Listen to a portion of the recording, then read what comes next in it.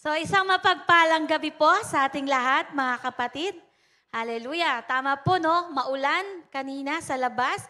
Pero ngayon, dito po sa loob ng simbahan ay umuulan ng pagpapala ng ating Panginoong Diyos. Amen po. Sige po, muli tayo po ay manalangin.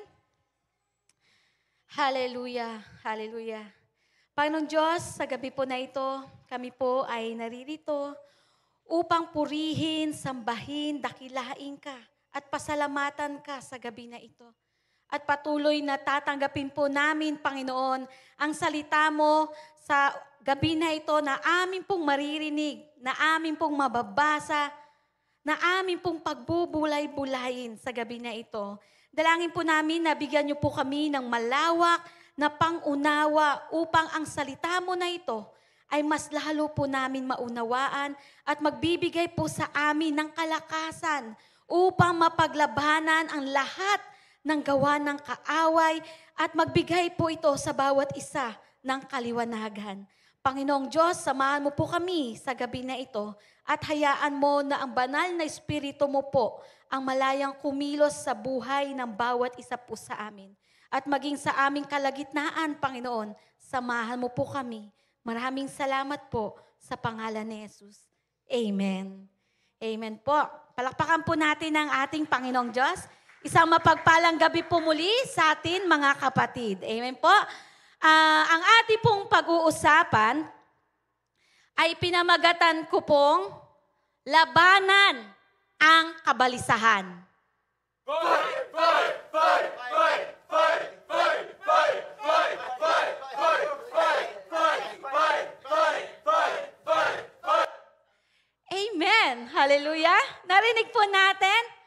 Fight! Fight! Fight! Fight! Amen. So ang mga anak ng Diyos, palaging lumalaban. Walang laban na aatrasan. Lagi nating haharapin. Amen? At yun yung nais ng Panginoong Diyos sa atin. Amen po? So, marami po sa panahon ngayon ang nakakaranas po ng kabalisahan. Amen po? Dahil sa sobrang pag-aalala, di ba, na may kasamang takot. Di ba po? Dahil sa kanilang mga problema na nararanasan. Amen po? Kaya po sabi po dito sa Filipos 4 verse 6 to 7, basahin po natin. Sabi po dyan, huwag kayong mabalisa tungkol sa anumang bagay.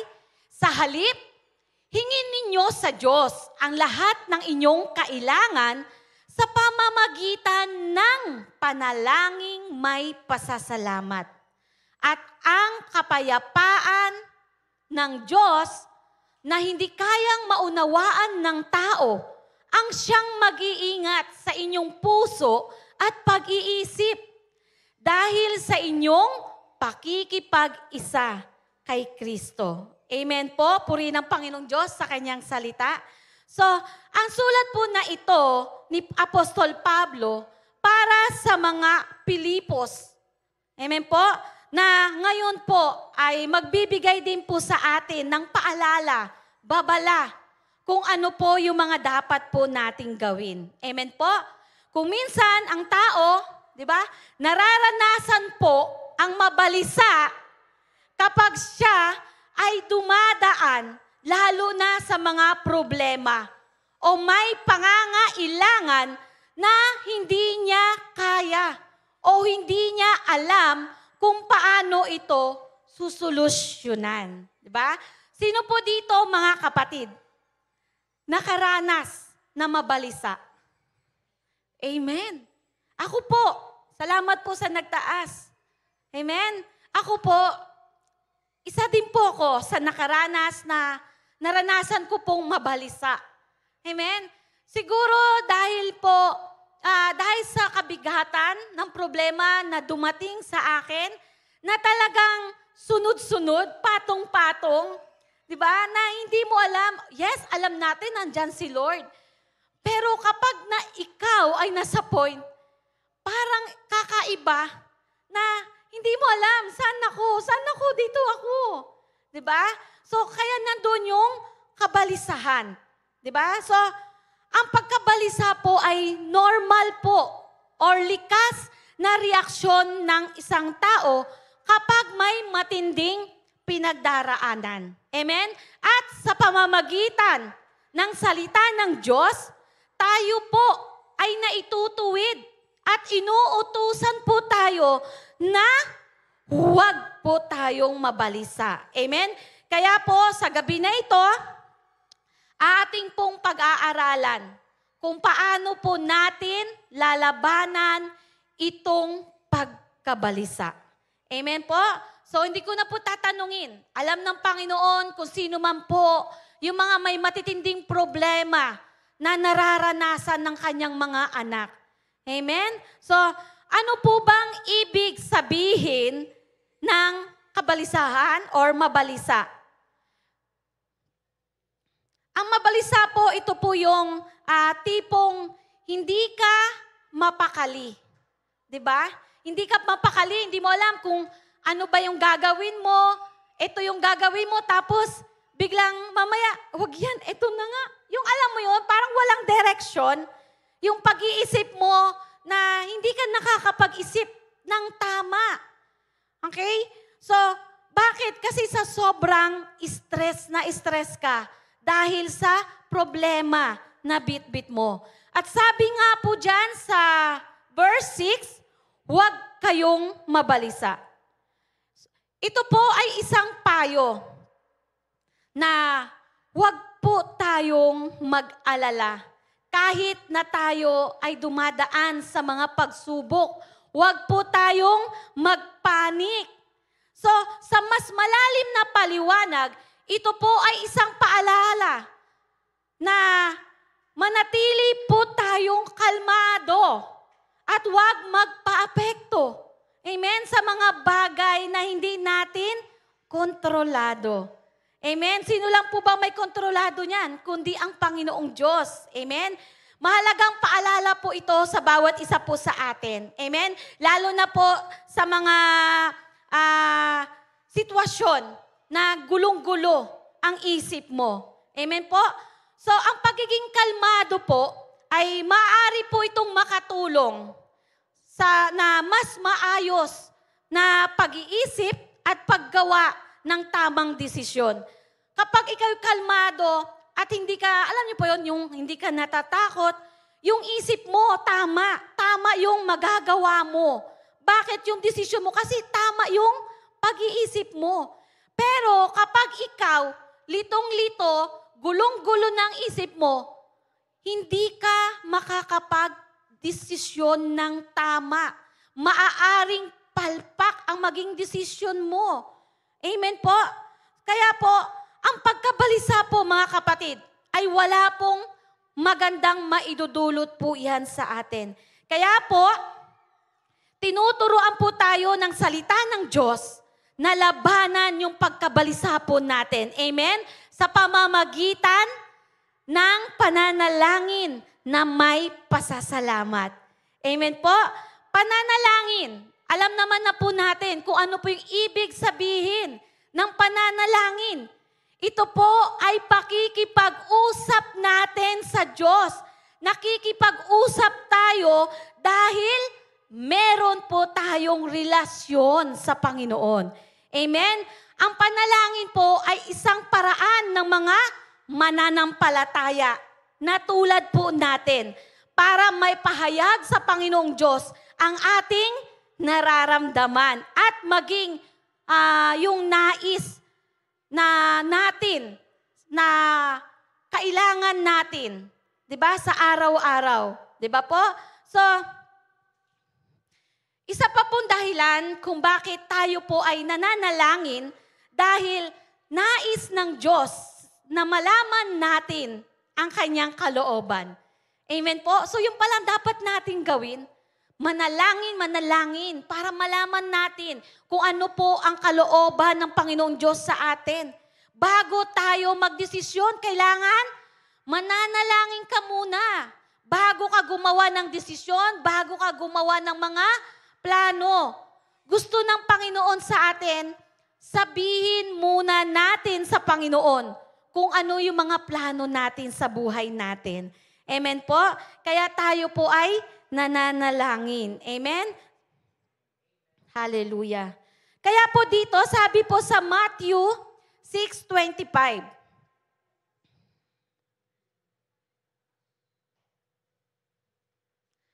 Kaya't sinasabi ko sa inyo, huwag kayong mabalisa tungkol sa inyong kakainin at sa inyong iinumin, upang kayo'y mabuhay o kaya'y tungkol sa susuotin ng inyong katawan.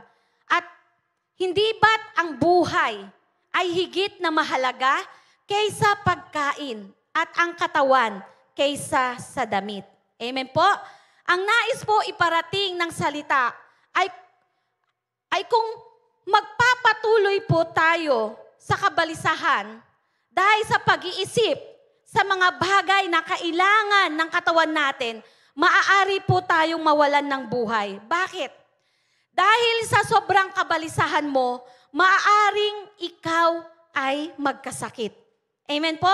Dahil sa kakaisip mo, naapektuhan na yung isip mo, yung puso mo. Tama po? Dahil sa sobrang pagkabalisa mo, nagkaroon ka na ng anxiety, depression, stress, heart attack, panic, nagpapanik ka na. 'Di ba?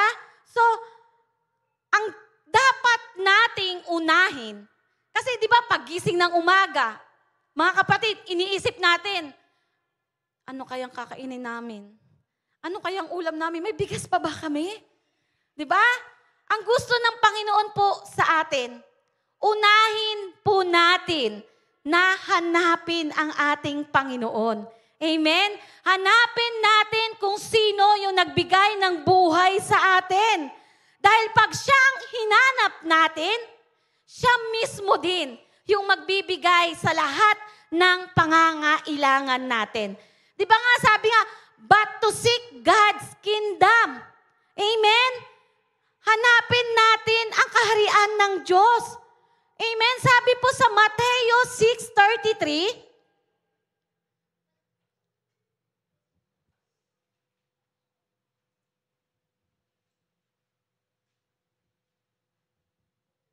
ngunit higit sa lahat ay pagsikapan ninyo na kayo'y pagharian ng Diyos at mamuhay ng ayon sa Kanyang kalooban at ibibigay niya sa inyo ang lahat ng inyong pangangailangan. Amen? So, paggising pa lang po ng umaga, bago natin isipin yung pangangailangan natin sa araw-araw, ang sabi si Lord, ang Panginoong Diyos, ang una nating hahanapin at hayaan natin ang Panginoong Diyos ang magbibigay sa atin ng ating kailangan. Amen? Kaya dapat po, mga kapatid, ipagkatiwala po natin sa Panginoong Diyos ang lahat ng pangangailangan natin. Amen? Sabi po sa 1 Peter 5:7,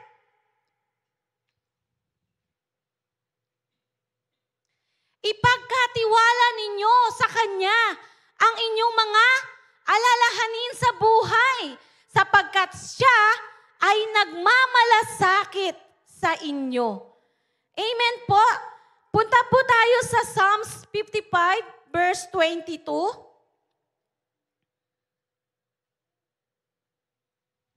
Sabi po dyan, ilagak kay Yahweh iyong suliranin, alalayan ka't ipagtatanggol rin. Ang taong matuwid, di niya bibiguin. Amen po. So, sa pananalangin natin, hindi po tayo bibiguin ng Panginoong Diyos. Amen? Ibibigay niya yung hinihingi po natin. At dahil sa pananalangin mo, or dahil sa pananalangin natin, tayo ay binibigyan ng Panginoong Diyos ng kapayapaan. Amen po. At yan pong kapayapaan na yan, mababasa po natin yan sa verse 7 ng Pilipos 4. Sabi po dyan, At ang kapayapaan ng Diyos na hindi kayang maunawaan ng tao, ang siyang mag-iingat sa inyong puso at pag-iisip dahil sa inyong pakikipag-isa kay Kristo. Amen po? So, bilang mga mananampalataya, maaari tayong magalak at maaari nating maranasan ang kapayapaan na nanggagaling sa Diyos kung ipapaubaya natin sa Kanya ang ating mga kabalisahan. Amen po?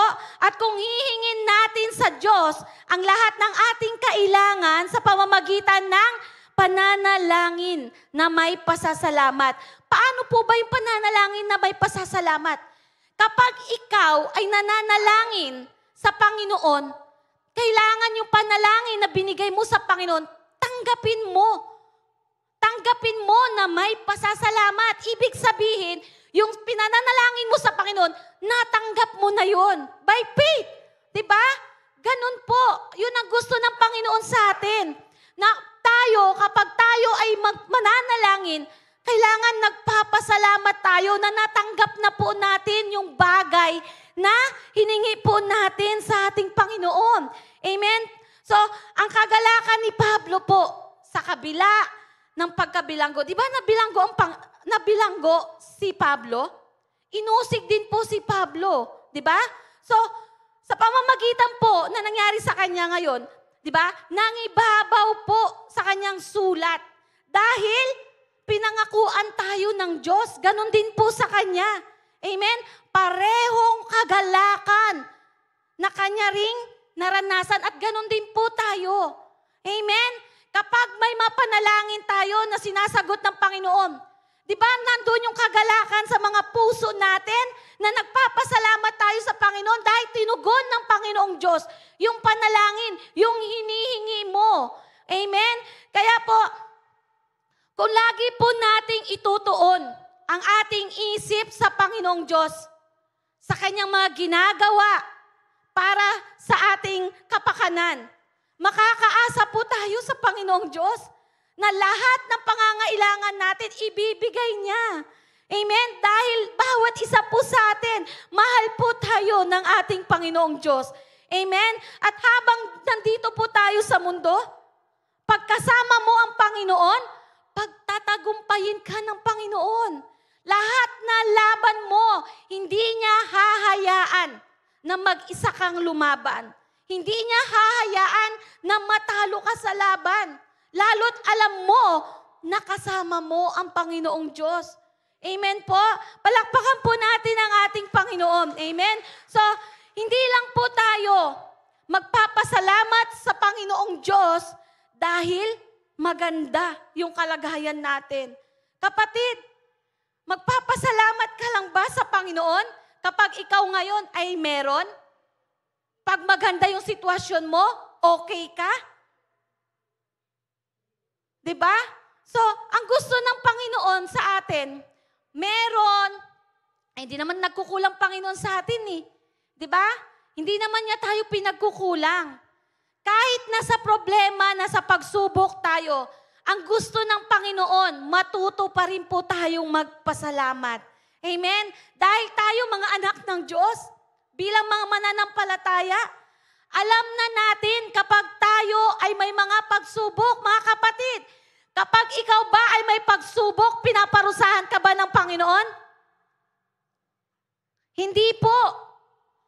Kapag ikaw ay may pagsubok, sabi nga sa James 1:2, mga kapatid, magalak kayo kapag kayo ay dumaraan sa mga pagsubok. Bakit?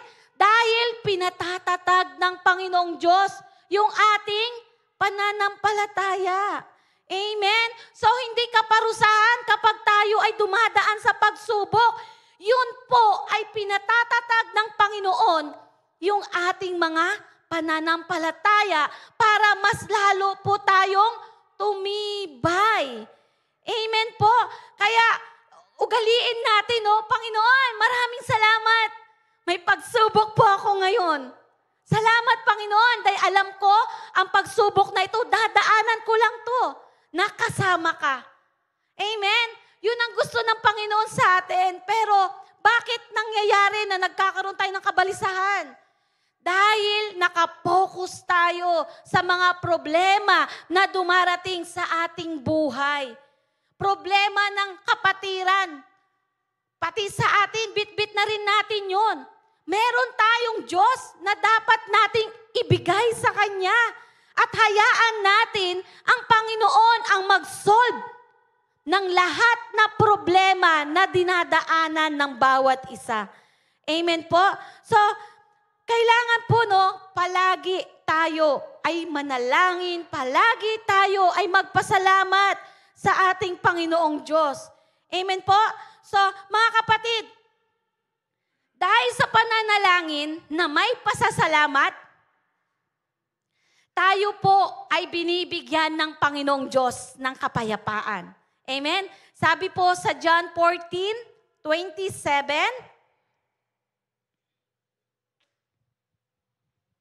kapayapaan ang iniiwan ko sa inyo. Ang aking kapayapaan ang ibinibigay ko sa inyo.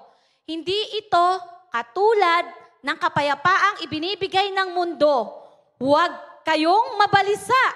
Huwag kayong matakot. Amen? So, yung kapayapaan, okay, na siyang nag-iingat sa ating isip, sa ating puso. Okay?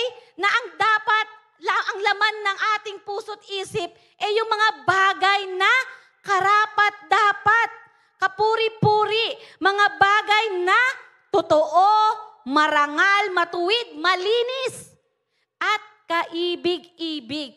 Kasama na rin yung kagalang-galang. Amen? Kung babasahin po natin, nakasulat po yan sa Pilipos. Wait lang po. Pilipos 4 verse 8 po. Amen? Okay lang po, basahin po natin. Sabi po dyan, bilang pagtatapos, mga kapatid, dapat maging laman ng inyong isip ang mga bagay na karapat-dapat at kapuri-puri.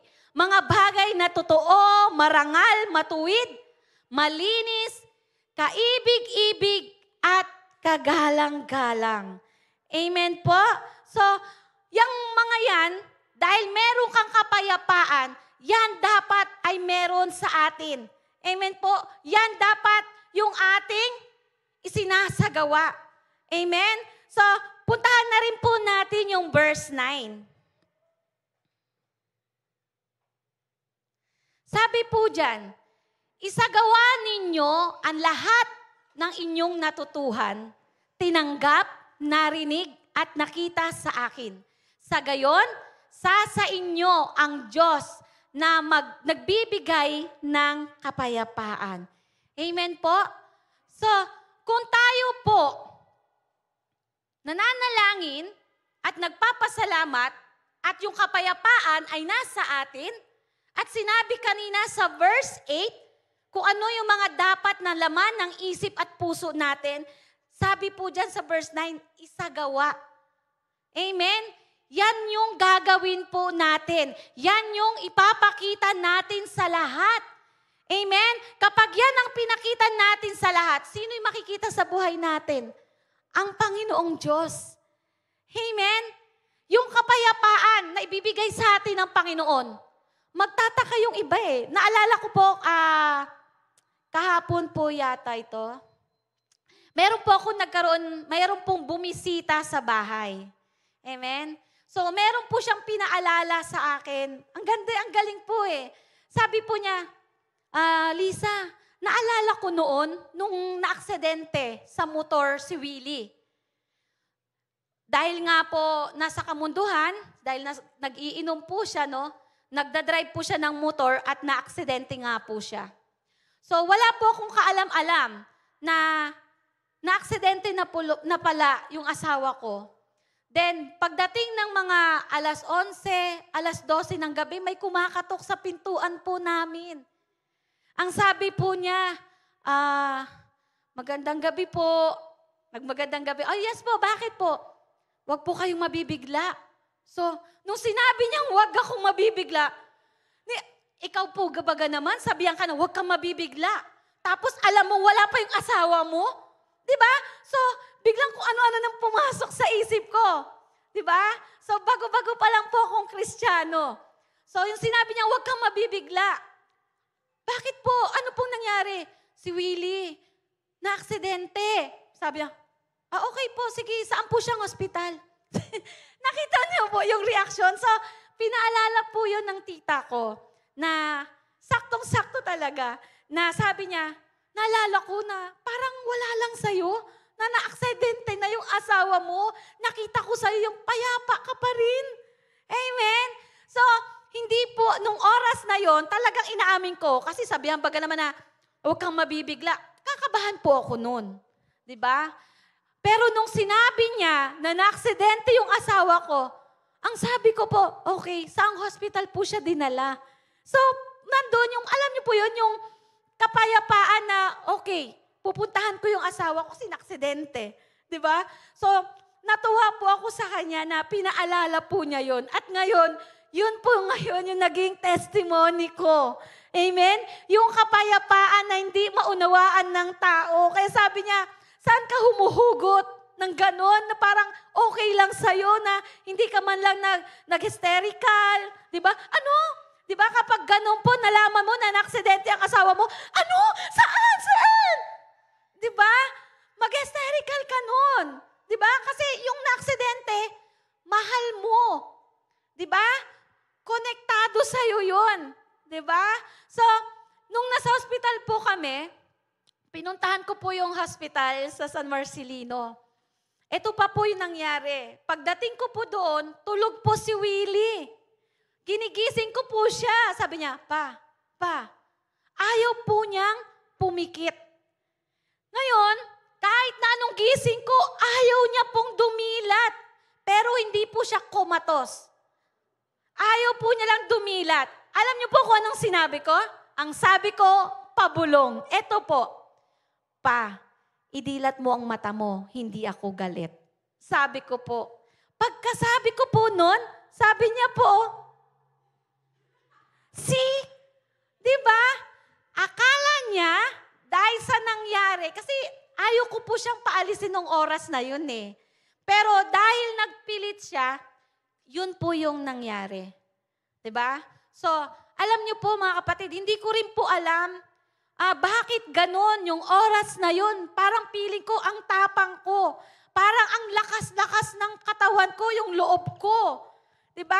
Bakit? Kasi alam mo, nakasama ko. Alam ko, nakasama ko ang Panginoong Diyos. Amen po.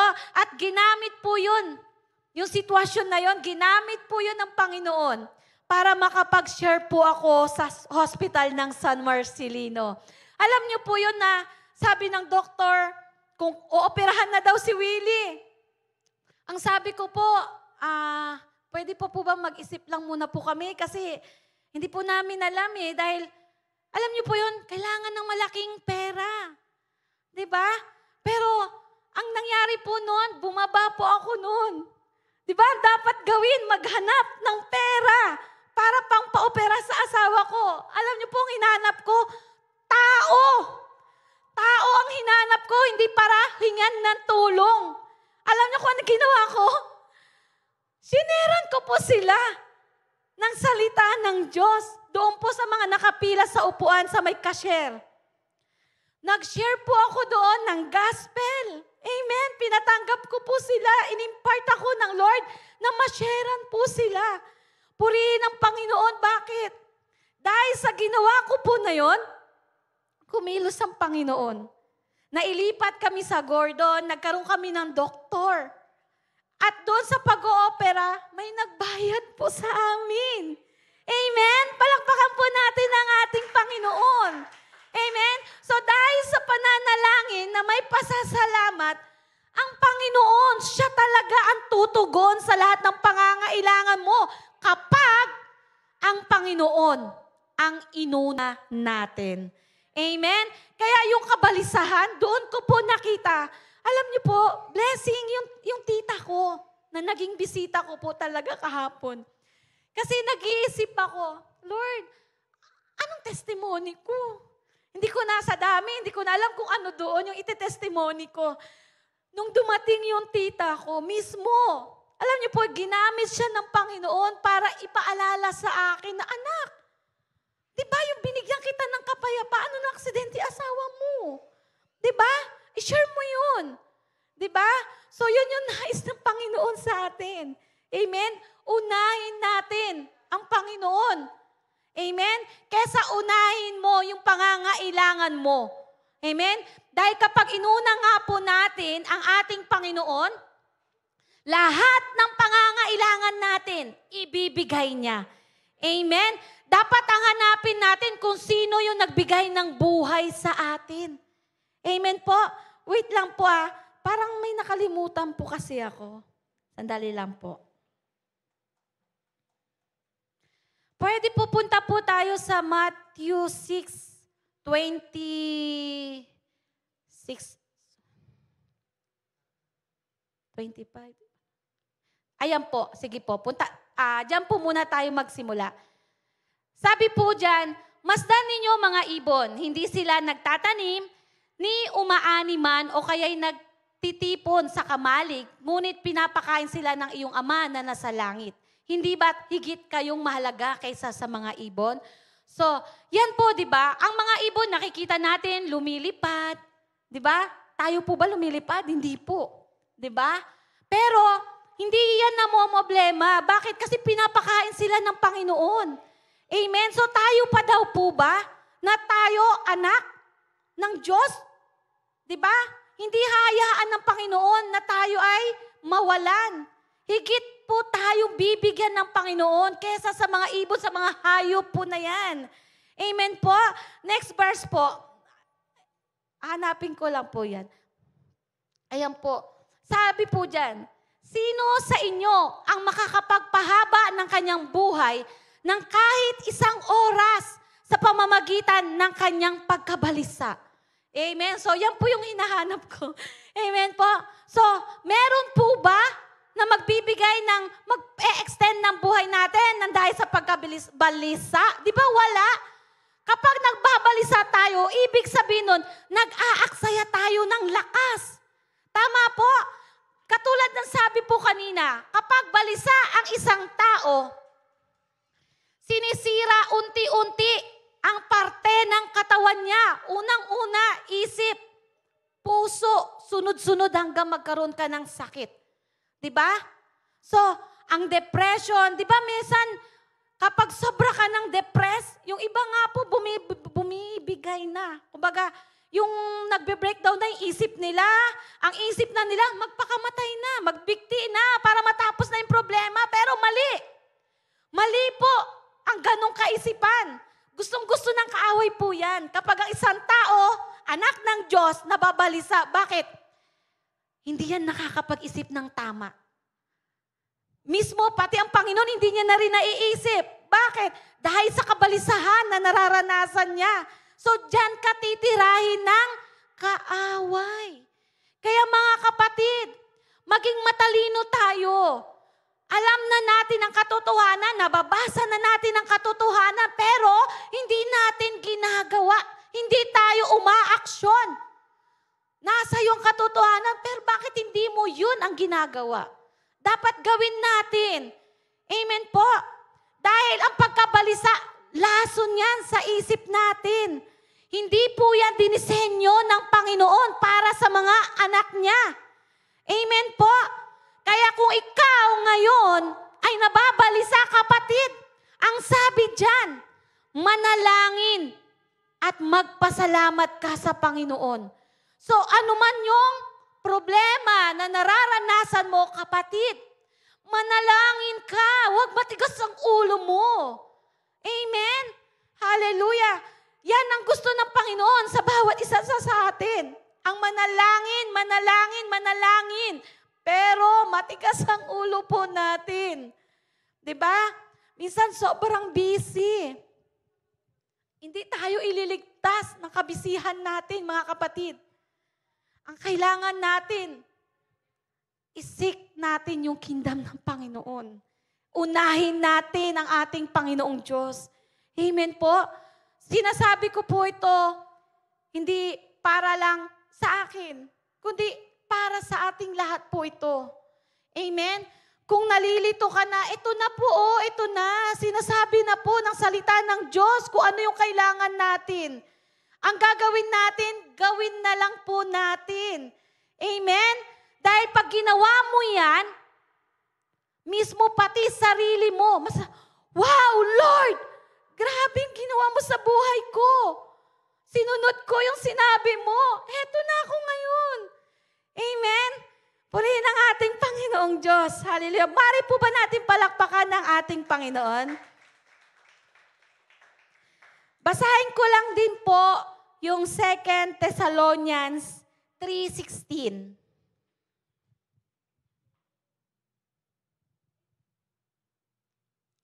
Sabi po dyan, ang Panginoon na pinagmumulan ng kapayapaan, ang siya nawang magkaloob sa inyo ng kapayapaan sa lahat ng paraan at pagkakataon.